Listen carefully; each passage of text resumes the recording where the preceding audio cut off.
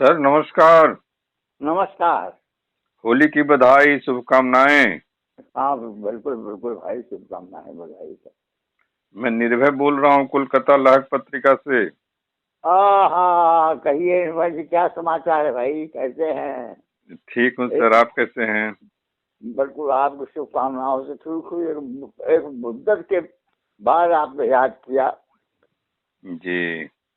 और ये सब कैसे हो क्या भाई? चल रहा है दिल्ली विश्वविद्यालय में? क्या चल रहा है ये सब जो नया फिर पाया प्रकरण एक आ गया? वो सुधा सिंह महाराज, जी। असल में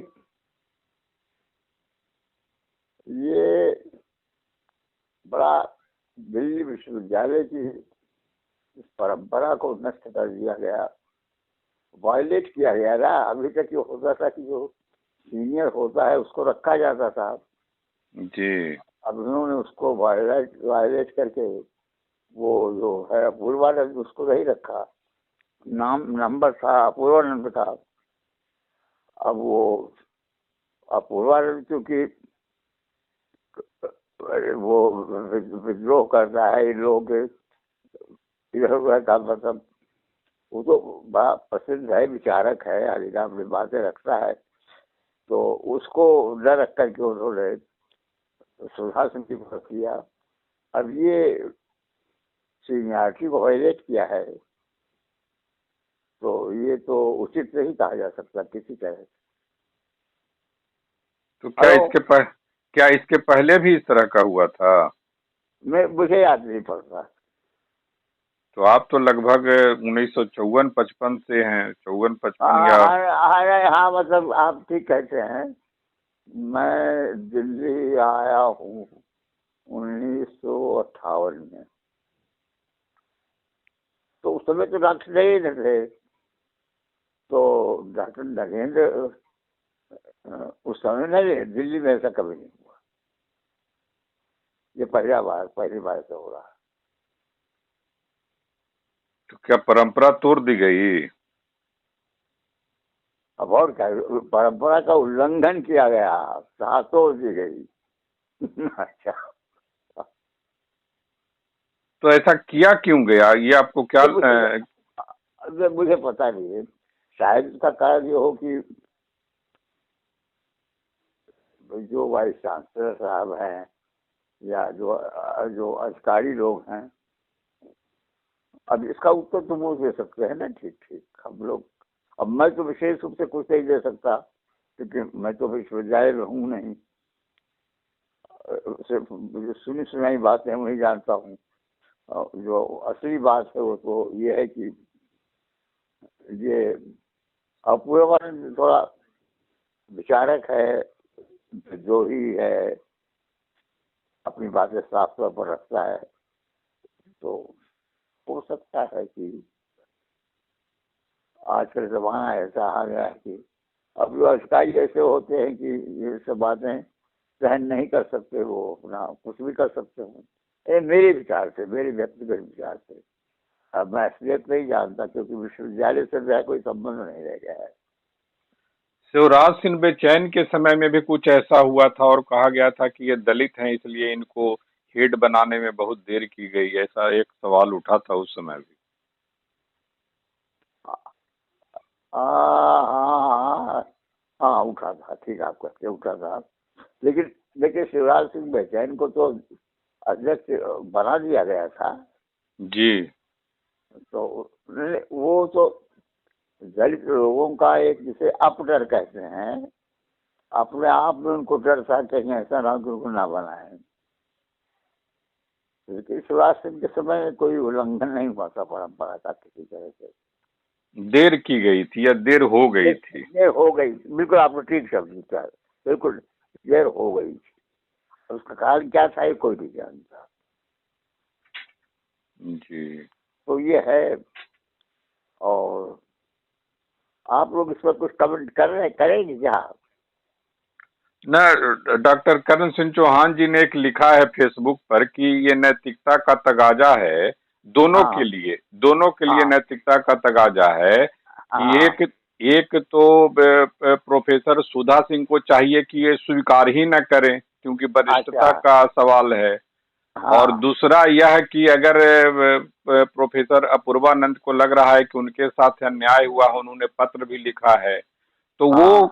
इस माने छोड़ दें, माने वो त्याग पत्र दे दें, एक नई परंपरा की शुरुआत करें कि कम से कम क्या यह करें? एक वो छोड़ दें, माने वो ये कर दें, वहां से हट जाएं कि या इस बस तरह से क्या? उनके साथ अन्याय हुआ है, वो अब इस पद पर नहीं रहेंगे, बीआरएस ले लें या फिर जो कुछ भी होता है वो करें। अरे रे, वहाँ क्या यार, वो नौकरी छोड़ दे। नहीं, वो कह रहे हैं कि अगर आप इस तरह के साहस दिखाना चाहें तो, क्योंकि ये फिर ये एक नए सिरे से इस अरे पर भाई, बातचीत होगी। ये क्या साहस होता है? ये क्या साहस होकर नौकरी भी क्या छोड़ दे, बेरोजगार हो जाए? वाह रे कर चौहान, वाह वाह वाह वाह। अच्छी राय कर चौहान दे रहे हैं। नहीं नहीं, अरे, नैतिकता की अगर अरे इस पे मानिए कहीं। नैतिकता तो नैतिकता क्या, आदमी का रोजगार पा रहा और ना पा रहा आज के जमाने में मामूली चीज है। और बेचारा एक तो उसको हेड नहीं बनाया और दूसरा उसको नौकरी से भी अलग करो। अच्छा, वाह भाई, वाह वाह वाह वाह। अच्छे अच्छे विचारक पैदा हो गए। अरे जो जो आदमी की आर्थिक स्थिति है, जो उसकी अपनी स्थिति है, उसको देख करके आप ये कहिए कि नहीं, ये चीज उल्लंघन हुआ है, बात खत्म हुई। अब आप ये कैसे कि वो छोड़ जाए? छोड़ कैसे जाए? उसके उसने अपना जो विरोध है, अपने मन की जो बात है, जो उचित है, उससे रख ली सामने। ये राय दी जा सकती है कि आप अदालत चले जाइए, कोर्ट चले जाइए। ये राय दी जा सकती है भाई आप चुप बैठिए, कुछ मत कीजिए। ये राय कैसे दी जा एक सकती है? उदाहरण इस तरह का पटना में देखने को मिला था 1990 के दशक में। हाँ हाँ, क्या? दर दरभंगा हाउस में उस समय शैलेंद्र नाथ श्रीवास्तव बीजेपी के सांसद हुआ करते थे शायद, और अच्छा। उनकी उनकी धर्म पत्नी शीला श्रीवास्तव जी हाँ। दरभंगा हाउस में प्रोफेसर थी। और अच्छा। संजोग से उसी समय राम तबक्या शर्मा हाँ। भी वहां पर थे। तो अच्छा। राम तबक्या शर्मा जो है वो हेड बना दिया गया। अच्छा। नहीं, शीला श्रीवास्तव को हेड बना दिया गया था। अच्छा। तो शीला श्रीवास्तव को उसमें बताया गया कि चूंकि इनका पॉलिटिकल लिंक है, इसलिए जो है वो उनको बना दिया गया। राम हाँ। तबक्या शर्मा चले गए हाई कोर्ट, अच्छा। और राम तबक्या शर्मा की जीत हुई और वो हेड बने थे वो। हाँ, ये तो ये अलीगढ़ में ये हुआ है भाई। ये अलीगढ़ में भी हुआ है इस तरह का केस, और जीत गए हैं, वो कोर्ट गए हैं। तो ये राय तो दी जा सकती है कि जो अपूर्वानंद जी हैं वो अदालत चले जाएं। लेकिन अपूर्वानंद को भी लिख दिया कि मैं तो अदालत नहीं जाऊंगा, तो अदालत नहीं जाएगी तो बैठे रहें। लेकिन ये राय नहीं दी जा सकती कि आप नौकरी छोड़ दीजिए। बात है कि ये अगर कहीं और कोई चांस हो, कोई बड़ी जगह हो, आदमी रिसोर्सफुल हो, तो नौकरी वोकरी मिल जाए तो कोई बात नहीं है। या ऐसा स्थिति होगी नौकरी छोड़ने कोई फर्क न पड़े। लेकिन अब ये तो वही जानते होंगे, अपूर्वा नहीं जानते होंगे कि उनको मतलब नौकरी छोड़ सकते नहीं छोड़ सकते हैं। बहरहाल नौकरी छोड़ दें, ये राय मेरे ख्याल से ये देना उचित चाहिए। न, मैंने कहा था ये चौहान साहब को कि इस तरह तो लाखों का नुकसान हो जाएगा, तो उन्होंने कहा कि जिस जिस तरह की उनकी प्रसिद्धि है, जिस तरह का वो काम करते हैं, मतलब इतने विचारक के तौर पर, या भी जो आंदोलनकारी या जो भी उनकी जो, नहीं उसमें नहीं ये राशि की कोई कीमत नहीं है 10-20-50 लाख रुपए की, उनका नहीं ये कहना था। नहीं नहीं नहीं नहीं, नहीं, किसी के पेट पर लात नहीं मारना उचित। पता नहीं कहाँ से आदमी को नौकरी मिलती है, विश्वविद्यालय में क्या होता है क्या नहीं होता आपको खुद बहुत नौकरी कठिनाई से मिली थी। निर्मला जैन जी ने अपनी किताब में लिखा है, है। दिल्ली हाँ, शहर दर शहर में, दिल्ली शहर दर शहर में, अभी कि अभी एक आपको कैसे। वैसे तो, हाँ हाँ ठीक है, वो निर्मला जैन ठीक है, बड़ी मुश्किल से वो, हालांकि अब पूरा विचारक हैं और अच्छे विचारक है, अशोक वाजपेयी के आदमी हैं। लेकिन इस सब से ये ये राय दे रहा कि तुम नौकरी छोड़ दो अपनी। नहीं नहीं, मैं उसके ये अच्छी रास्ता है। और अब बताइए क्या है। और सब बताइए। आप तो 94 में चल रहे हैं ना? हाँ भाई, 95। 95 में? जी, ये बहुत बड़ी उपलब्धि है हिंदी की कि इस अरे उम्र तक। नहीं, अब आप लोग जब तक लटकाए हैं तब तक लटकाए हैं। ठीक है, आप नहीं, लोगों के इस कुछ उम्र काम में ना। चलना और सक्रिय रहना और लगातार हाँ अपनी हाँ हाँ, चिंता ये से। आप लोगों का ऐसा है सर जी कि ये जो सब आपने फोन की करके बात किया ना, जी तो ये मेरे लिए बहुत बड़ा ऑक्सीजन है। जी जी और ये आप जैसे जो मेरे बंधु हैं, वो मुझे सहारा देते हैं और मुझे जीवित बनाए हुए हैं। तो मैं अपने बल पर नहीं जीवित हूँ। लेकिन मैं आलोचना आपके। तो आलोचना तो प्रोफेसर जगदीश्वर चतुर्वेदी भी खूब सरकार की करते रहे हैं और खूब नाम लेकर के करते रहे हैं, और वो हाँ हाँ हाँ सुधा हाँ। सिंह उनकी धर्म पत्नी है। तो इसका तो ये नहीं होना चाहिए कि विरोध के चलते अपूर्वानंद को नहीं बनाया गया और सुधा सिंह को बना दिया गया। नहीं नहीं नहीं, अपूर्वानंद को ये बिल्कुल मुझे लगता है कि अपूर्वानंद को गलत ढंग से वायलेट किया गया है, गलत है। ये बड़ा अनुचित है। अपूर्वानंद को बनना चाहिए सर। और इसका विरोध हो रहा है दिल्ली विश्वविद्यालय के विभिन्न प्लेटफॉर्म से। लोग इसका विरोध कर रहे हैं और ये अन्याय हो रहा है अपूर्वानंद के साथ। अपूर्वानंद के विचार अपने हैं। उनका उनका व्यक्तिगत रूप से उनके विचारों का विरोध करना और न करना एक बात है, लेकिन किसी को विचारों के लिए दंडित करना या विचारों के लिए उसका हक छीनना, और आज के जमाने में ये तो बड़ी अनुचित बात है, बहुत अनैतिक बात है। तो आप तो चूंकि शुरुआती दिनों में आरएसएस में भी रहे हैं, तो हाँ और हाँ। भाजपा के नेचर को भी जानते हैं। अगर इस तरह की अगर गलती उनसे हो जाती है या गलतफहमी पैदा होती है तो आखिर क्यों कर ऐसा करते हैं ये लोग? मतलब। अरे ये सब वो है कि भाई, ये जो देखिए, दो तरह के लोग होते हैं। एक तो जो जनतांत्रिक प्रवृत्ति है, वो तो ये है कि विरोध को सहन कर लेती है, अपने विरोधी को सहन कर लेती है।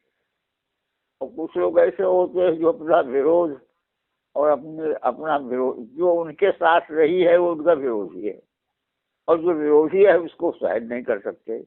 ये है और क्या है। तो आपको अब लग रहा है कि आरएसएस के 100 साल हो गए, जो उनका उद्देश्य था, मैंने 100 साल में वो कहीं ना कहीं अपने उद्देश्य से भटके हैं या सही रास्ते पर जा रहे हैं? चूंकि आपने आरएसएस के साहित्य का असल में बहुत अब अध्ययन हो। आरएसएस का मामला जो है वो, इसका संबंध आरएसएस आरएसएस से कम है। इसका संबंध विश्वविद्यालय की राजनीति से ज्यादा है। मेरे ख्याल से ये भाजपा का तो इसमें हाथ हो सकता है, लेकिन कोई हाँ, जब भाजपा का है तो आरएसएस का भी समझिए। अब उनके बस में जो आएगा वो तो करेंगे ही, लेकिन मैं इसके बारे में बहुत साफ तौर पर नहीं कह सकता क्योंकि मैं जानता नहीं। ये मैं केवल इतना कह सकता हूँ कि ये अनैतिक है, ये होना नहीं चाहिए। तो क्या आपको अभी लगता है ऐसा कि इस तरह के मार्क्सवाद बनाम दक्षिण पंथ या इस तरह के कोई विचारधारात्मक टकराव चल रहे हैं, जारी है? हाँ, वो तो सर्वत्र चल रहे हैं, पूरे देश में चल रहे हैं। कलकत्ता भी चल रहा है, जादवपुर यूनिवर्सिटी भी चल रहा है, सभी चल रहा है।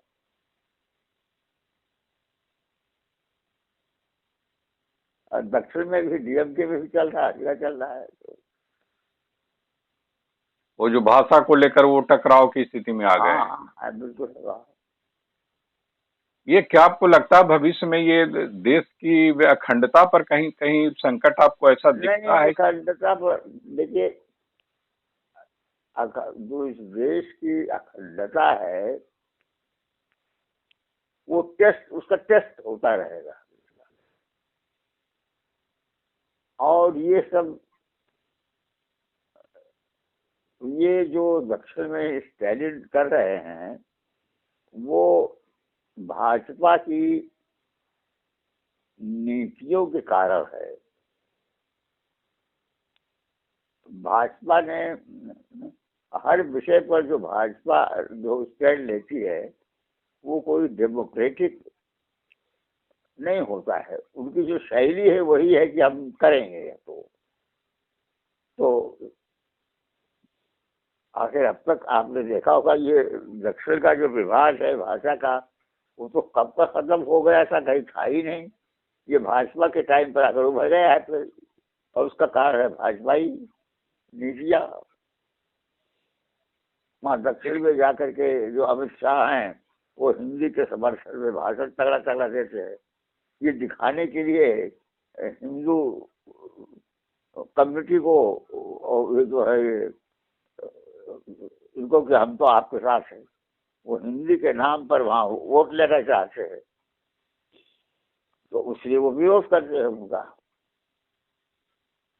तो ये जो दक्षिण वाले कहते हैं, और खासकर अभी भाषा विवाद में जो बात उठकर आ रही है निकल कर, क्यों कहते हैं हाँ कि आप लोग चूंकि नॉर्थ वाले अंग्रेजी नहीं जानते हैं इसीलिए साउथ वाले से 40 साल पीछे चले गए हैं। 40 साल पीछे है, नॉर्थ इंडिया चला गया है, ऐसा कहते हैं वो अरे यार, इस बारे में तो जवाहरलाल नेहरू की अंग्रेजी जो थी वो कुछ कमजोर थी क्या?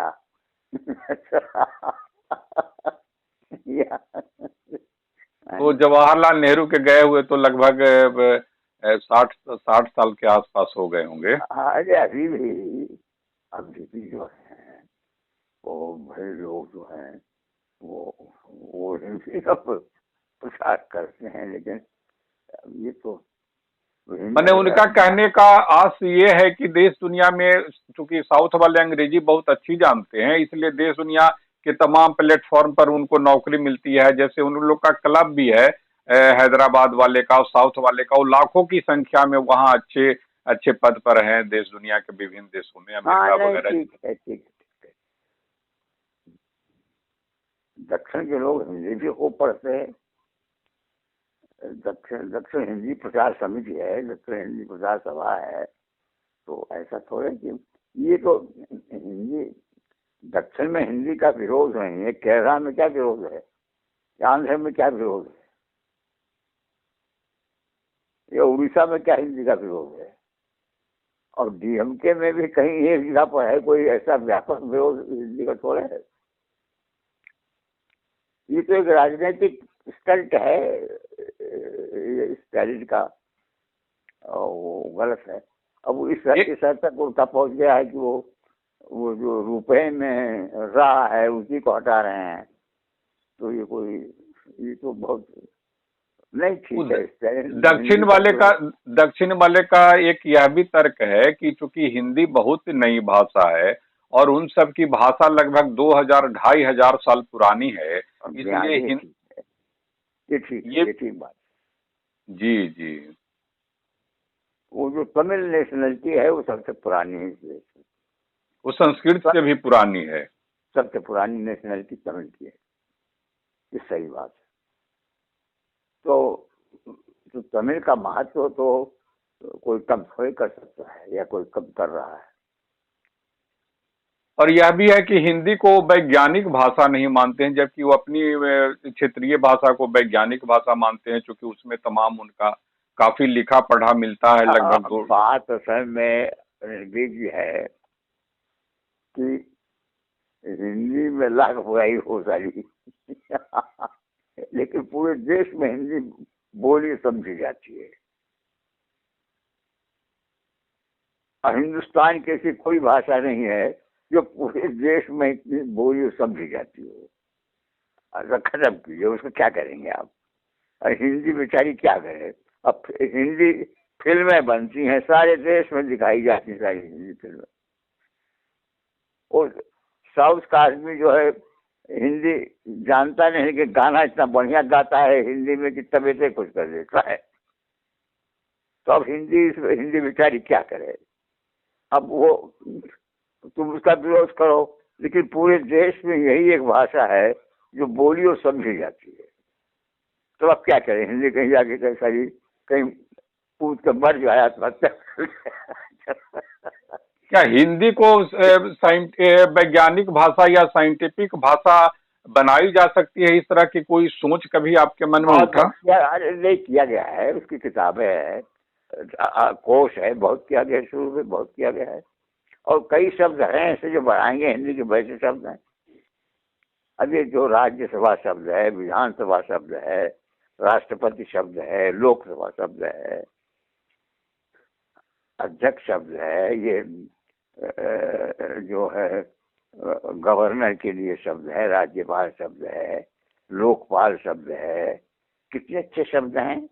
आर्मी का जो शासन है वो हिंदी में किया गया है कृष्णमेनन के समय में। बहुत बड़ा परिवर्तन किया गया। और हिंदी में जो हिंदी राजकीय भाषा भी है, और वो पूरे जो राज्य का जो आधिकारिक काम है वो हिंदी में होता है। और आपके शिष्य ने, स्टूडेंट ने, अमिताभ बच्चन ने तो भी हिंदी का बहुत, एक तरह से कहा जाए कि प्रचार प्रसार किया, बहुत किया। और जो विश्वविद्यालयों में हिंदी है, सर्वत्र हिंदी के मारे दूसरे से राजनीति है, दर्शन शास्त्र है, अर्थशास्त्र है, यहाँ सब इनकी पढ़ाई होती है पूरे देश में। और दक्षिण वाले जैसे हिंदी, बिना हिंदी के उनको बड़ी बड़ी पद पर जा नहीं सकते, तो दक्षिण वाले तो ऑल इंडिया सर्विसेज के लिए हिंदी पढ़ते हैं। मैं तो दक्षिण में गया हूँ, बोलते हैं तो हिंदी आराम से बोलते हैं, ऐसा नहीं। और आपको वो जो चिढ़ाते थे अमिताभ बच्चन, वो तो काफी, वो एक आपको भी याद है अभी तक, वो क्या? जो अमिताभ बच्चन जो मुंह में हुला करके चिढ़ाते थे आपको, वो जो आप उनके यहाँ एक बार अमिताभ बच्चन कहिए था कि अमिताभ बच्चन किरोड़ी में कॉलेज में पढ़ते थे। तो मैं नया नया आया था, दुबला पतला था, छोटे कद का था। और अमिताभ बच्चन को भी तब अमिताभ बच्चन जानते थे। अमिताभ बच्चन उतने बड़े थोड़े थे उस समय जितने बड़े आज हैं। तो मुँह भेंट हो जाती थी।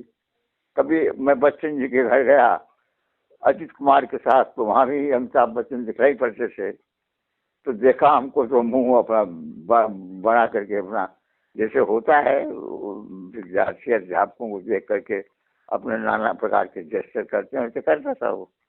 तो तब थोड़ा जानते थे कि हाँ स्मार्ट था।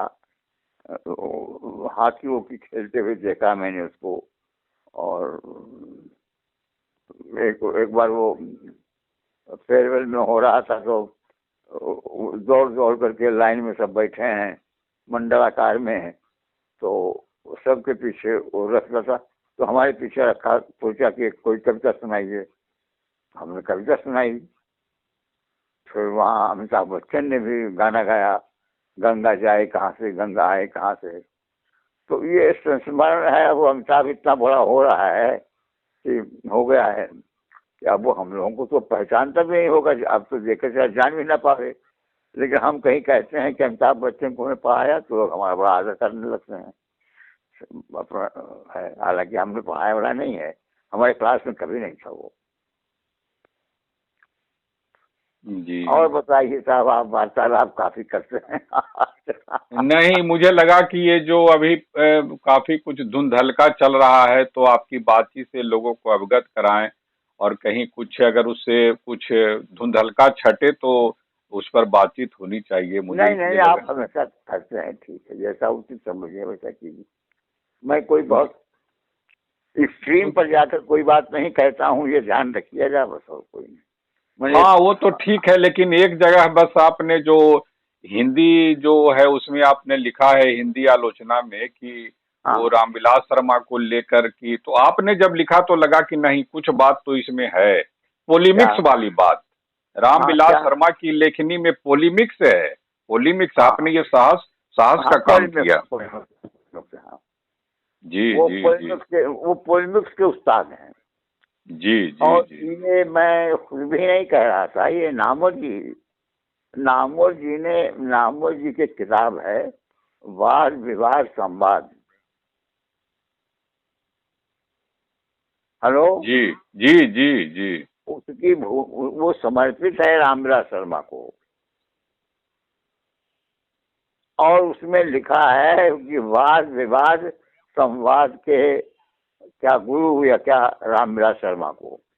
वो समर्पित है किताब डॉक्टर रामविलास शर्मा को, इन्हीं शब्दों के साथ। हाँ, उसमें मालियाज वगैरह को लेकर भी काफी लेखे हैं वो हाँ पिछले। काफी लेखे, वही मैं कह रहा हूँ। जी जी। तो रामविलास जी तो ही है, बड़े भारी अखाड़ेबाज हैं वो तो, बहुत दंगली आदमी है।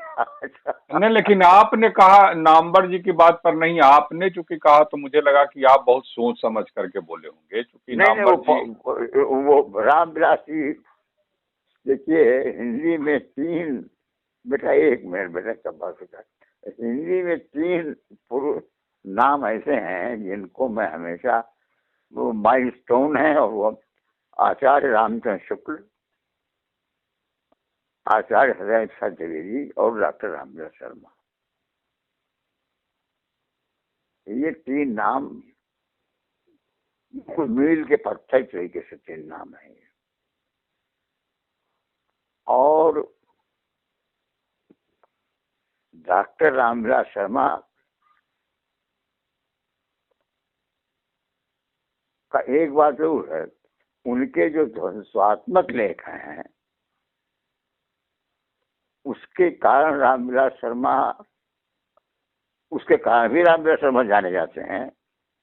लेकिन रामविलास शर्मा की जो वास्तविक, जो उनके वास्तविक उनका जो योगदान है या उनकी जो वास्तविक सिद्धि है, वो निराला की साहित्य साधना के तीनों खंड है। वो मॉन्यूमेंटल वर्क है, जिसको जिसकी कोई उपेक्षा कर ही नहीं सकता, की ही नहीं जा सकती। सुन लिया आपने ना। जी, लेकिन शांति जोशी ने जो कि सुमित्रा नंदन पंत के रिश्तेदार रही हैं, वो भगनी हाँ या हाँ, फिर, उनके साथ रहती थी, हाँ हाँ, हाँ। उन्होंने तो एक उनकी भी पुस्तक आई थी कि उसमें उन्होंने बताया था कि रामविलास शर्मा ने बहुत सही काम नहीं किया पंत जी के साथ। हाँ, ये हम भी, मैं भी मानता हूँ कि रामविलास शर्मा ने कहीं कहीं कहीं कहीं कुछ ज्यादती की है, कहीं ज्यादती की है, जो शोभा नहीं देता है उनको, डॉक्टर रामविलास शर्मा अब ने। जैसे अगर तुलनात्मक अध्ययन भी करें तो प्रसाद जी का जो काम है वो कहीं से भी निराला जी से कमतर काम नहीं है। नहीं देखिए, लेकिन देखिए डॉक्टर रामविलास शर्मा ने प्रसाद को बहुत महत्व दिया है, उतना नहीं दिया जितना निराला, कुछ अलग बात है। लेकिन प्रसाद की आलोचना डॉक्टर रामविलास शर्मा ने कहीं नहीं की है, हमेशा श्रद्धा से और महत्व से नाम लिया है। पंत जी को क्रिटिसाइज किया है, लेकिन पंत जी का भी महत्व को उन्होंने बहुत स्वीकार किया है। पंत जी से उनका विशेष हो गया था। पंत जी तो, आप तो एक बड़ी प्रसिद्ध घटना है हिंदी साहित्य की, ये जब साहित्य अकादमी पुरस्कार जो था, वो तीन जजेस थे, दो जज थे, पंत जी, बालकृष्ण राव, और कन्वीर से आचार्य राय जी। हेलो। जी सुन रहा हूँ। तो लोगों को यही था कि पंत जी तो कभी इनको देंगे ही नहीं, लेकिन पंत जी ने कहा कि और सारी किताबें फेंक दीजिए नदी में, केवल डॉक्टर रामविलास शर्मा को दिया जाएगा सम्मान। ये डॉक्टर रामविलास शर्मा के पंथ जी के संबंध बड़े अजीब थे, बड़ी प्रसिद्ध घटना है वो तो। मैंने शिवमंगल सुमन के मुंह से सुना। कहाँ वो, अरे वो कौन, छत्तीसगढ़ में वो जो है बिलासपुर स्टेशन रेलवे प्लेटफॉर्म पर सुनाने लगे। शिवमंगल सुमन से आदत है कि सुमित्रानंद पर बीमार पड़ गए, तो उसके बाद शिवमंगल में बोले, अब पूरे प्लेटफॉर्म पर भीड़ इकट्ठा हो गई। ऐसा वो ऐसा रोए कि राम लगे और बोले कि पंत जी पड़ गए बीमार, हम लोग गए। और अब सुमन जी कहते हैं उनके शब्दों में, और रामविलास शर्मा लगा रोने। और वो ऐसा रोए, नकल में सुमन की लगा कि सचमुच रो रहे हैं। और पूरे रेलवे स्टेशन पर भीड़ हो गई कि भैया ये एक आदमी लंबा चौड़ा ये रो क्यों रहा है प्लेटफॉर्म पर। तो बताने लगे कि रामविलास रोते रहे रात भर पंत जी की बीमारी सुन करके। तो ये सब ये लोग बड़े लोग हैं, ऐतिहासिक पुरुष हैं, इनकी अपनी अंतर विरोध हैं। और ये कि जो विरोधी है वो महत्वपूर्ण है। हम जिसका विरोध कर रहे हैं वो भी कोई मामूली चीज नहीं है, ये भावना है। तो क्या ये जो शिवमंगल सिंह सुमन को लेकर जो रामचंद्र शुक्ल के उत्तराधिकारी शिष्य और वो प्रश्नवाचक लगा दिए थे आलोचना वाली किताब, हाँ, रामचंद्र शुक्ल और हिंदी आलोचना में, क्या कहीं दोनों अरे वो असल में यह थी, योग ये लिखा था। योगी, जी जी जी, योग योग शिष्य या क्या, तो पहले योग मानते, दूसरे कुछ कोई नंदुराज वाजपेयी जी का विरोध किया शिवमंगल से सुमन ने कहीं, तो उससे फिर रामविलास जी ने योगी को प्रश्न चिन्ह लगा दिया। वो मजा रहा, हर जगह रामविलास शर्मा को सपोर्ट नहीं किया जा सकता, ये रामविलास को नहीं करना चाहिए था। क्या जरूरत थी प्रश्न चिन्ह लगाने की? कोई जरूरत थी आप हर आदमी का बदला लें, हर आदमी का दंडी टिकाएं आप बेमतलब था? अरे कुछ चीजों को तो उपेक्षा की जाए, छोड़ दी जाए, करने दो उसको। नहीं, उसमें एक मुझे निजी तौर पर लगता है कि एक गलती शायद नंद दुलारे वाजपेयी से भी हुई कि पता वो नहीं, जो उस तरफ की हिंदी साहित्य 20वीं सदी जो किताब है उनकी, तो उसमें जो नंद दुलारे वाजपेयी जो हिंदी साहित्य 20वीं शताब्दी हिंदी साहित्य जो है, या हिंदी साहित्य 20वीं शताब्दी, उसमें वो शुक्ल जी पर 3 लेख लिखते हैं। और पहले ही लेख में वो कहते हैं कि रामचंद्र शुक्ल साहित्य मर्मज्ञ हैं, अब 3 को लेख लिखते हैं। तो इससे लगता है कि रामविलास शर्मा को कहीं ना कहीं कुछ डाउट हुआ होगा, और उसके आधार पर उन्होंने जो है वो योग शिष्य कहना चाहते हैं शिवमंगल सिंह सुमन जी को, लेकिन वो वहां पर वो प्रश्न चिन्ह लगा दिए। पता नहीं, ये असल में जो नंदुलारे वाजपेयी थे वो शुक्ल जी के श्याम सुंदर दास के समर्थक थे, और वो शुक्ल जी के विरोधी थे। हेलो जी, बाद में समर्थक हुए वो शुक्ल जी के, बाद में। और हाँ, और में रामविलास जी ने भी शुक्ल जी की आलोचना की है, उसको निकाल दिया किताब में से।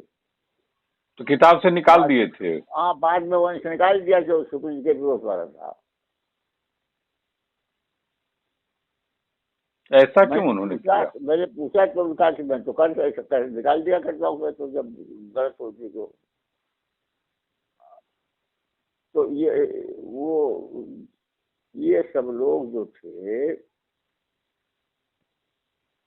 निराला और नंद दुलारे वाजपेयी के समर्थन में थे। शुरू में रामविलास जी भी रामचंद्र शुक्ल के का समर्थन नहीं करते थे, विरोध करते थे। आपको कभी पता चला क्यों कि शुरू में विरोधी थे मैंने ये हाँ मैंने, अरे वो विरोध में जानता हूँ कि जो पहला लेख उन्होंने लिखा है ये हिंदी साहित्य क्या क्या भीष्म क्या क्या, उसमें शुक्ल जी के विरोध में उन्होंने। तो आपने कभी रामविलास शर्मा से इतनी मुलाकात हुई होगी, आपने कभी पोलिमिक्स वाली बात उनसे की थी कि आप ऐसा क्यों सोचते समझते हैं, इस तरह की कोई बातचीत? वो ये कहते थे कि वो तो ये नहीं, रामविलास ने खुद उसका लिखा है इसके बारे में कि अगर मेरे प्रिय कवि पर ऐसे प्रहार न किए जाते तो मैं ये ध्वंसात्मक आलोचना में के क्षेत्र में पढ़ता ही नहीं। राम ने ही लिखा है। तो आलोचना का अधिकार तो प्राय सभी लोगों को है कि जो लिखते पढ़ते अगर हैं, अगर उन करते तो नहीं करते, क्या रामदास ने किया तो क्या करेगा। अधिकार तो है तो अधिकार का उपयोग करेंगे तब ना। तो क्या उन्होंने ज्यादती की? आपको ऐसा लगता है कभी कभी कि उन्होंने ज्यादती की? हाँ कहीं कहीं जानती थी। कहीं कहीं ज्यादती की। और क्या यह भी सही है कि उनके जो मारे लोग हैं वो कभी उठ नहीं पाई है? क्या इसमें सच्चाई आपको ऐसा नहीं है। ये साहित्य में नहीं हो सकता। ये साहित्य में किसी आदमी के मारने उठने से नहीं हो पाता।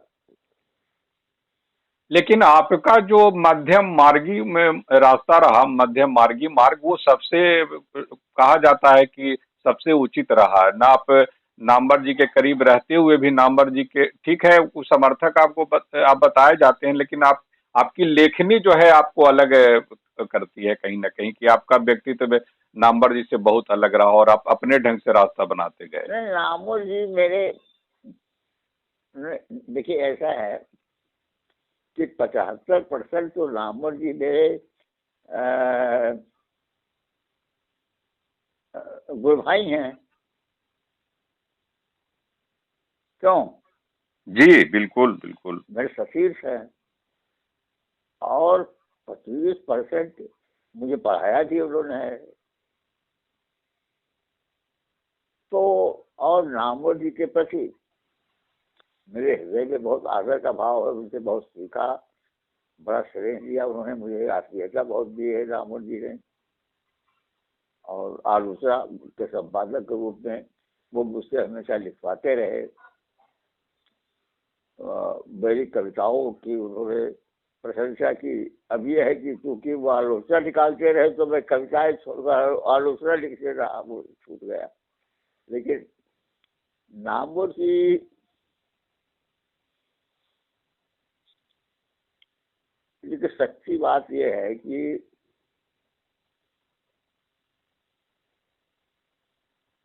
नामवर जी, मैंने एक लेख लिखा था हकादा न हुआ। जी जीवन में कुछ ऐसी बातें होती हैं कि जो जो आपको पता नहीं खींच कर कहाँ से कहाँ ले जाती है। नामवर जी इतना पढ़ने वाले आदमी हैं, इतना पढ़ते हैं नामवर जी इस वर्ग जी। भाषा इतनी बढ़िया लिखते हैं और कविता पर, कहानी पर इतनी अचूक पकड़ है कि वापसी कहानी पर लिखा तो उषा प्रियंवदा हो गई। निर्मल वर्मा के परिचय पर लिखा तो निर्मल वर्मा हो गए। और भी कई नाम हैं जो मुझे याद नहीं आ रहे हैं। लेकिन नामवर जी को जीवन की परिस्थितियों ने तोड़ डाला। वो 1900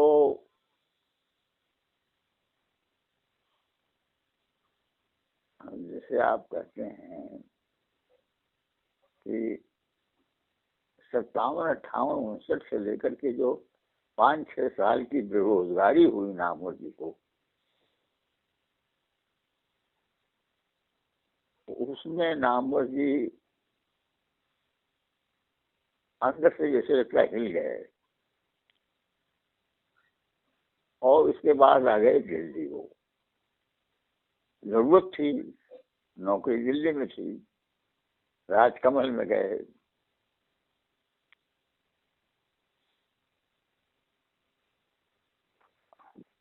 पढ़ते रहे, प्रतिभाशाली थे। मुझे याद है कि दिल्ली आए तो दिल्ली आने के बाद तो दिल्ली का साहित्यिक वातावरण नामवर के आने से बदल गया। कोई गोष्ठी हिंदी साहित्य की नहीं, करीब 40 साल 50 साल तक जो नामवर जी के बगैर सफल होती हो। लेकिन खुद नामवर जी का इसमें क्या हुआ, जैसा उनको होना चाहिए था वैसे आगे बढ़े नहीं बढ़े, उनके उनके अपने लिखाई पढ़ाई का क्या हुआ, ये बहुत प्रश्न चिन्ह है।